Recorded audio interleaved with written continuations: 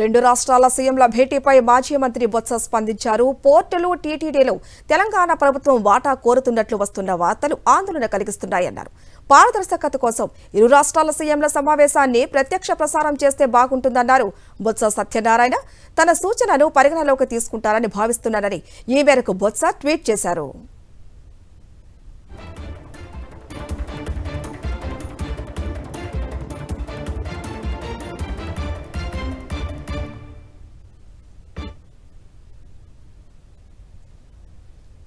రెండు రాష్ట్రాల సీఎంల భేటీపై మాజీ మంత్రి బొత్స స్పందించారు. పోర్టులు టీటీడీలో తెలంగాణ ప్రభుత్వం వాటా కోరుతున్నట్లు వస్తున్న వార్తలు ఆందోళన కలిగిస్తున్నాయన్నారు. పారదర్శకత కోసం ఇరు రాష్ట్రాల సీఎంల సమావేశాన్ని ప్రత్యక్ష ప్రసారం చేస్తే బాగుంటుందన్నారు. బొత్స సత్యనారాయణ తన సూచనను పరిగణనలోకి తీసుకుంటారని భావిస్తున్నారని ఈ మేరకు బొత్స ట్వీట్ చేశారు.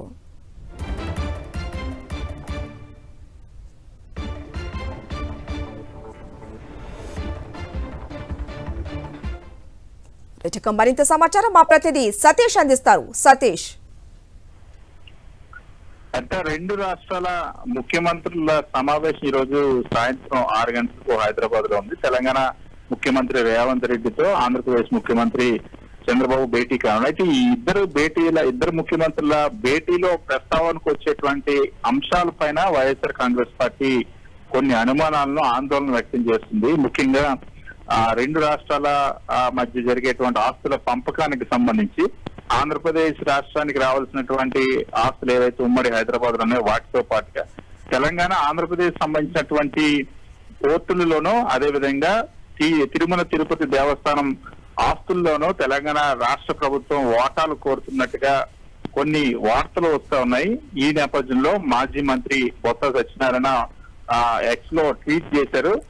తెలంగాణ రెండు రాష్ట్రాల ముఖ్యమంత్రుల సమావేశంలో పోర్టుల్లోనూ టీటీడీ ఆస్తుల్లోనూ తెలంగాణ రాష్ట్ర ప్రభుత్వం వాటాలు కోరుతున్నట్టుగా వార్తలు వస్తా ఉన్నాయి. ఈ వార్తలు ఆంధ్రప్రదేశ్ రాష్ట్ర ప్రజలను ఆందోళనకు గురి చేస్తున్నాయని చెప్పి మాజీ మంత్రి బొత్స సత్యనారాయణ ట్వీట్ చేశారు. ఈ నేపథ్యంలోనే రెండు రాష్ట్రాల ముఖ్యమంత్రులకు సంబంధించినటువంటి సమావేశం పారదర్శకత కోసం ప్రజలకు పూర్తి వాస్తవాలు తెలియజేయడం కోసం ముఖ్యమంత్రుల సమావేశాన్ని ప్రత్యక్ష ప్రసారం ద్వారా చేస్తే బాగుంటుందని నా సూచన. ఈ అంశాన్ని పరిగణలోకి తీసుకుంటారని భావిస్తున్నానని చెప్పి బొత్స సత్యనారాయణ ట్వీట్ చేశారు.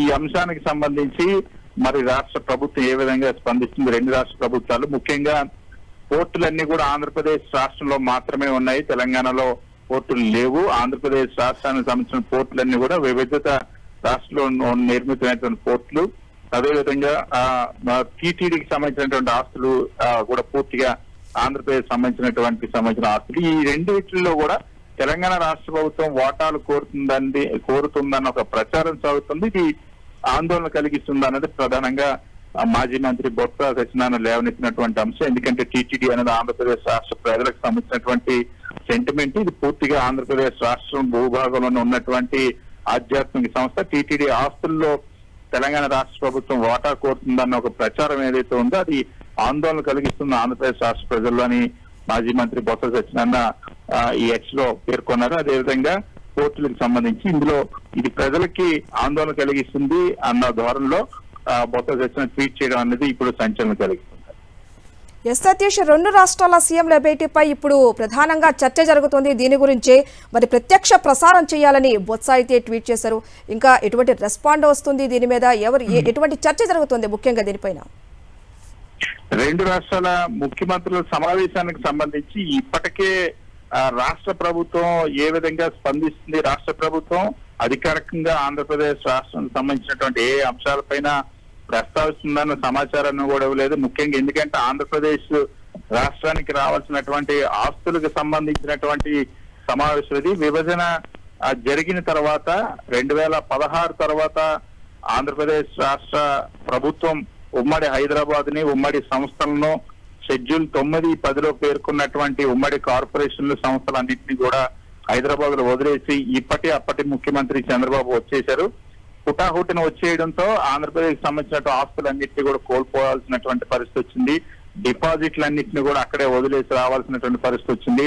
ఉమ్మడి ఆస్తులన్నీ కూడా అక్కడే వదిలేసి రావాల్సి వచ్చింది. దాదాపు 233 ఉమ్మడి సంస్థలకు సంబంధించి 1,43,000 కోట్ల ఆస్తుల పంపకం జరగకుండానే అప్పటి రాష్ట్ర ప్రభుత్వం హుటాహుటిన వచ్చేసింది.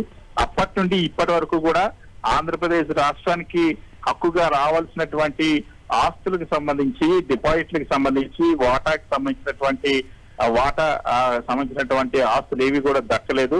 న్యాయ పోరాటాలు కేంద్ర ప్రభుత్వం దృష్టికి ఎన్నిసార్లు తీసుకెళ్లి ఇప్పటి వరకు కూడా తెలంగాణ రాష్ట్ర ప్రభుత్వం ఏ ఒక్కటి కూడా ఆంధ్రప్రదేశ్ రాష్ట్రానికి అప్పగించలేదు. సో ఈ తరుణంలో ఈ భేటీ ఖచ్చితంగా ఇది పారదర్శకంగా జరగాల్సినటువంటి భేటీ. రాష్ట్ర హక్కులకు సంబంధించి ఆంధ్రప్రదేశ్ రాష్ట్రానికి సంబంధించి రాజీ పడకుండా ప్రశ్నించాలి ఆంధ్రప్రదేశ్ రాష్ట్ర ముఖ్యమంత్రిని. ఆంధ్రప్రదేశ్ రాష్ట్ర వ్యాప్తంగా చర్చ జరుగుతున్న పరిస్థితి. మరి ఇవాళ ఆంధ్రప్రదేశ్ రాష్ట్ర ప్రభుత్వం తరఫున జరుగుతున్నటువంటి ఈ సమావేశంలో కొద్దిమంది మంత్రులు, కొద్దిమంది అధికారులు మాత్రమే పాల్గొంటున్నటువంటి పరిస్థితి. మరి మాజీ మంత్రి బొత్స సత్యనారాయణ కోరినట్టు రాష్ట్ర ప్రజల ఆకాంక్షలకు అనుగుణంగా దీన్ని పూర్తి పారదర్శకంగా ఏం జరిగిందో ప్రజలందరికీ తెలిసేలాగా ప్రత్యక్ష ప్రసారాలని అందుబాటులో ఉంచుతారా లేదా అన్న అంశానికి సంబంధించి చూడాలి.